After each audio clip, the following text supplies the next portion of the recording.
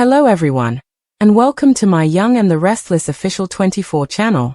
I hope everyone is having a wonderful day. Before we begin, please hit the subscribe button and give this video a thumbs up. Kane's caution, Jack's surprise, and Phyllis's wisdom indicates that Kane Ashby receives a warning, while Phyllis Summers will believe she is the expert. There will also be a surprise for Jack Abbott, so Y&R fans should anticipate the following. Jack will be diverted from his worries about Billy Abbott and his insider mission to shield Jabot from Kane by Diane Abbott at the Abbott estate. Due to their prolonged stay in France, Jack and Diane's honeymoon attempt didn't exactly work out. To Jack's joy, Diane will therefore insist on a slight remake in Tuesday's program. Later on, Jack and Diane might travel to some far-off places, but for now, they might just take a staycation and enjoy their love for one another. After that, Phyllis will essentially serve as Kane's counselor, giving him advice on how to proceed in various situations. This might be related to Joshua Morrow's character Nick Newman's appeal for assistance in Grease the Wheels and forming a coalition with the Kane. Kane might discuss the advantages and disadvantages of a hazardous Newman collaboration with Phyllis. Kane still plans to target Chancellor and Newman Enterprises, but because Jabot is also on the to-do list, Phyllis might see the benefit of using the Newmans to target him first. Although Phyllis may admit that the Newmans aren't exactly reliable, she might also decide that it's best to give them the impression that they are getting their way for the time being. Since Kane will receive a warning, Phyllis would contend that, at this point in his business takeover intentions, he would prefer to have the Newmans as an ally rather than an adversary. Some difficult romantic news is on the way because Holden Novak, who lives across town, will find it difficult to ignore an attraction that is growing. Y&R may be arranging a new pairing because Holden will be drawn to Claire Newman more and more, at least once Claire's relationship with Kyle Abbott unavoidably ends. According to spoilers for The Young and the Restless, Holden will fall deeply for Claire, so tune in. Kane Ashby's life in Genoa City had never been one to settle into simplicity, and now, as he navigated the increasingly treacherous waters of business rivalries and personal entanglements, he found himself pausing with unusual caution, reflecting on the subtle warning he had received just days prior. It had come from an unexpected source, someone whose insight into the city's corporate and personal intrigues was rarely underestimated, and it resonated with the quiet urgency that Kane could not ignore. Though he had always been willing to take calculated risks, this particular caution suggested that even his usual strategic brilliance needed to be tempered with a new level of awareness, a sharper attention to the alliances and enmities that wove through the city like an invisible web. In the meantime, Jack Abbott, ever the master of multitasking corporate maneuvers and familial obligations, was in for a surprise that would divert his attention from the usual concerns with Billy Abbott and the ongoing skirmishes over Jabot. The Abbott estate had been the scene of yet another twist in the labyrinthine saga of love and loyalty, as Diane Abbott, with her characteristic combination of charm and cunning, sought to inject some levity into what had been an otherwise tense honeymoon attempt in France. The trip, intended to solidify the couple's romantic connection, had been fraught with interruptions, misunderstandings, and a sequence of minor catastrophes that left Jack both exasperated and secretly amused. Diane, perceptive as ever, noticed the subtle cracks in Jack's demeanor and proposed a slight remake of their honeymoon plans, aiming to transform a nearly disastrous series of days into a refreshing staycation that allowed them to savor the quiet intimacy of their rekindled romance without the pressure of international travel or public scrutiny. Jack, to his delight, found himself swept into Diane's vision, grateful for a reprieve that allowed him to focus on his personal life even as business pressures loomed large on the horizon. Meanwhile, Phyllis Summers, who had long prided herself on her instinctive understanding of human motives and strategic acumen, stepped into the role of advisor and confidant for Kane in ways that he could not ignore. Her confidence in her own expertise, sometimes bordering on audacious, meant that Kane had a source of guidance that was both challenging and illuminating. As Kane wrestled with the complexities of forming a coalition with Nick Newman, a maneuver that promised potential advantages in negotiations but also carried inherent hazards, he found himself leaning on Phyllis's insights to weigh the possible outcomes with measured deliberation. The conversation between them was nuanced, reflecting the overlapping interests of Genoa City's elite families and corporations, and it highlighted the delicate balance Kane needed to maintain between aggression and diplomacy. Phyllis, drawing on her keen perception of both business and human nature, suggested that aligning temporarily with the Newmans could offer Kane leverage that would be crucial for his broader ambitions, particularly in targeting both Chancellor and Newman enterprises. Though she acknowledged the inherent unreliability of the Newman clan, she advised Kane that at this juncture, it was more strategic to let them believe they were controlling the narrative, giving him the upper hand without overt confrontation. Kane, listening intently, considered the wisdom in her words, recognizing that a temporary alliance, carefully nurtured, could shift the dynamics of power in ways that were both subtle and profound, positioning him for longer-term success without alienating potential allies prematurely. While the business maneuvers played out in boardrooms and behind closed doors, the undercurrents of personal and romantic developments continued to swirl around Genoa City with unrelenting intensity.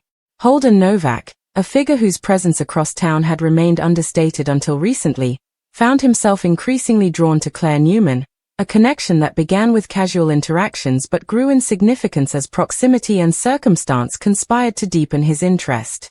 The city, always ripe for entangling relationships, seemed poised to orchestrate a new pairing, particularly as Claire's relationship with Kyle Abbott faced pressures that hinted at an inevitable shift in her romantic landscape. The allure of Holden, combined with his emerging willingness to pursue his feelings despite potential complications, set the stage for emotional entanglements that promised both joy and disruption. Kane, aware of these developments even tangentially, recognized that personal dynamics were inextricably linked to the business alliances he was cultivating. Relationships in Genoa City never existed in isolation, and the intersection of romantic attraction and corporate strategy often produced consequences that were unpredictable and far-reaching. Amid all these considerations, Jack Abbott's diversion into personal enjoyment, thanks to Diane's proactive intervention, allowed him to temporarily disengage from the pressure of monitoring Billy's maneuvers and the subtleties of Jabot's internal conflicts. It was a rare moment of pause for a man accustomed to navigating crises on multiple fronts simultaneously, and it provided a backdrop against which other storylines, particularly Kane's calculated strategies and Phyllis's advisory role, could unfold with greater clarity and tension. Kane's reflection on the warning he had received, coupled with Phyllis's strategic counsel, underscored the intricate interplay of caution and ambition that defined his approach to business in Genoa City. Phyllis, confident in her perceptive abilities, frequently reminded Kane that patience and perception often outweighed boldness and force, especially when dealing with adversaries whose temperaments were as unpredictable as the market itself. Their dialogues often involved a careful weighing of risks and benefits, exploring scenarios in which temporary cooperation with the Newmans could facilitate larger objectives, while always keeping an eye on the eventual goal of consolidating control over Jabot and Chancellor without igniting unnecessary conflicts. The dynamic between Kane and Phyllis was one of subtle mentorship, tempered by mutual respect and a shared understanding of the stakes involved in Genoa City's business landscape. Meanwhile, Diane's ability to orchestrate a minor, personal diversion for Jack created a ripple effect that allowed him to experience moments of reprieve, enhancing his emotional resilience even as professional challenges persisted. The juxtaposition of personal and professional strategy, romantic maneuvering alongside corporate chess, was emblematic of life in Genoa City, where the two spheres were perpetually intertwined, and each decision carried implications beyond its immediate context. As Kane considered his next moves, he remained acutely aware that alliances were fragile, that warnings were not to be ignored, and that Phyllis's wisdom, though occasionally self-assured to the point of exasperation, offered a perspective that was difficult to replicate elsewhere. The potential coalition with the Newmans was one such consideration. While risky, it held the promise of strategic advantage if Kane could manage perceptions skillfully, ensuring that temporary cooperation did not evolve into permanent dependency. In parallel, the burgeoning attraction between Holden and Claire added another layer of complexity to the social fabric of the city, a reminder that personal desires could influence decisions in ways that were not always predictable. For Kane, the interplay of business acumen and interpersonal intelligence was critical, requiring constant vigilance, adaptability, and an understanding that warnings were often the precursors to larger challenges. The careful counsel provided by Phyllis allowed him to navigate these waters with a measured approach, assessing each interaction, each proposal, and each alliance with a balance of skepticism and opportunism. Similarly, Jack's temporary immersion in personal fulfillment provided by Diane's remade Honeymoon offered him the chance to recharge, enabling him to return to business matters with renewed clarity and focus. In this dynamic environment, the narratives of ambition, caution, romance, and surprise interwove seamlessly, creating a complex tableau in which every decision, every warning, and every piece of advice could have ramifications that extended far beyond the immediate moment.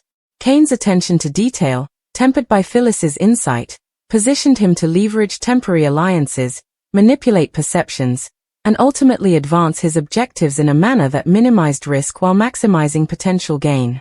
At the same time, Jack's surprise, mediated through Diane's proactive measures, allowed the Abbott heir to temporarily disengage from relentless scrutiny, highlighting the importance of balance between personal life and professional obligation. The strategic discussions between Kane and Phyllis, framed against the backdrop of ongoing romantic developments and shifting alliances, underscored the multidimensional nature of influence and power in Genoa City, demonstrating that both wisdom and caution were indispensable in navigating the entangled worlds of love, ambition, and legacy. Holden's growing interest in Claire further illustrated the interconnectedness of these spheres, suggesting that future developments would continue to challenge the characters' ability to maintain equilibrium, even as they pursued their respective goals. In essence, the caution that Kane heeded, the surprise that altered Jack's focus, and the wisdom that guided Phyllis collectively exemplified the intricate choreography of Genoa City's social and corporate landscape, where foresight, insight, and adaptability were as critical as ambition, desire, and determination. Each moment of warning, diversion, or counsel carried weight, shaping the paths of those involved, and promising both complications and opportunities in equal measure. For Kane, the challenge was to integrate Phyllis's advice into his strategy without losing his own vision. For Jack, it was to appreciate the value of personal reprieve without losing sight of the business imperatives that defined his legacy. And for Phyllis, it was to assert her expertise in a manner that genuinely influenced outcomes while navigating her own ambitions and relationships. Together, these threads of caution, surprise, and wisdom created a tapestry that reflected the rich, often unpredictable drama of life in Genoa City, setting the stage for future intrigues, alliances, and emotional entanglements that promised to keep viewers riveted as the narrative unfolded with characteristic intensity and nuance. As the city's residents maneuvered through the intricate interplay of strategy and sentiment, each action carried consequences that were both immediate and far-reaching, underscoring the delicate balance between personal fulfillment, professional ambition, and the enduring allure of power, romance, and reputation in a city where nothing was ever as simple as it seemed. Ultimately, Kane's careful attention to warnings, Jack's welcome surprises, and Phyllis's confident guidance illustrated the perpetual dance of foresight, risk, and influence that defined the lives of Genoa City's most compelling figures, offering viewers a deeply layered narrative in which every move, every counsel, and every twist of fate could reverberate through boardrooms, bedrooms, and beyond, shaping destinies in ways that were simultaneously exhilarating, unpredictable, and profoundly human.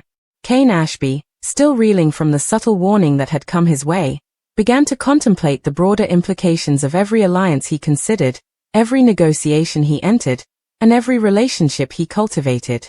In a city as volatile and interconnected as Genoa City, even a minor misstep could ripple outward, impacting both personal and professional spheres.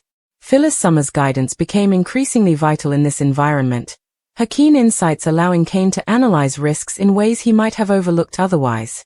She reminded him that patience was often the sharper weapon than force, especially when dealing with unpredictable figures such as Newman, whose own motives were never entirely transparent.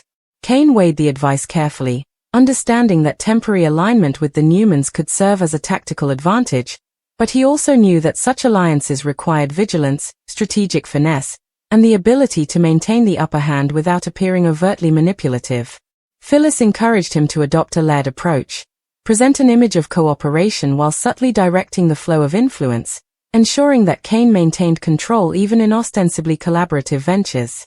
Meanwhile, Jack Abbott's life continued to oscillate between business obligations and personal reprieves.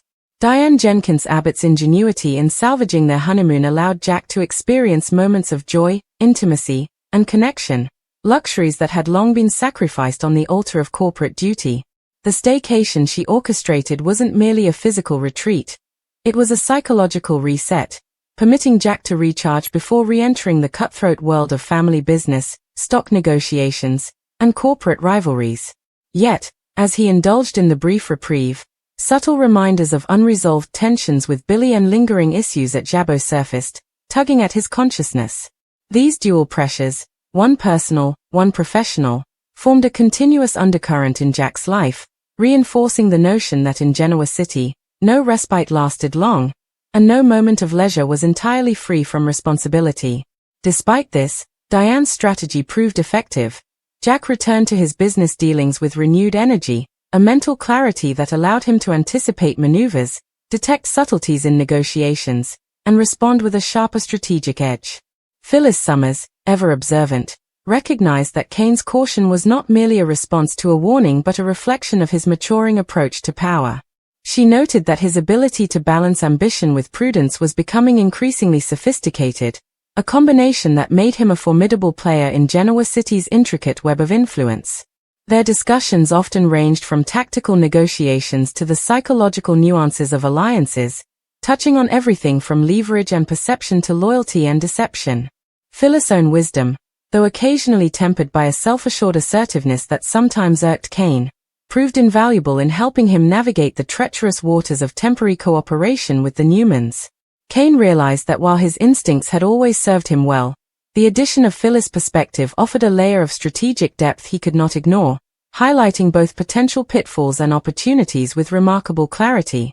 As these strategic dynamics unfolded, Genoa City's romantic and social landscape grew increasingly complex.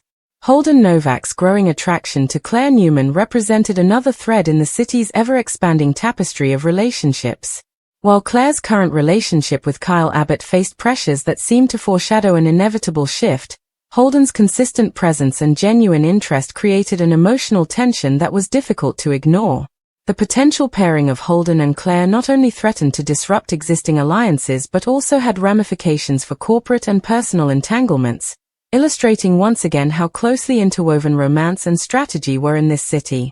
As Holden pursued Claire, his sincerity and persistence slowly began to influence her perspective, prompting introspection about her own desires, her loyalty to past commitments, and her long-term happiness.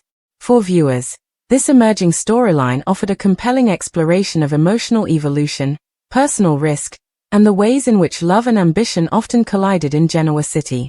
Back in the realm of business maneuvering, Kane continued to deliberate over the implications of aligning with the Newmans. The challenge was multifaceted. Not only did he need to secure tactical advantages, but he also had to anticipate potential betrayals and shifts in loyalty.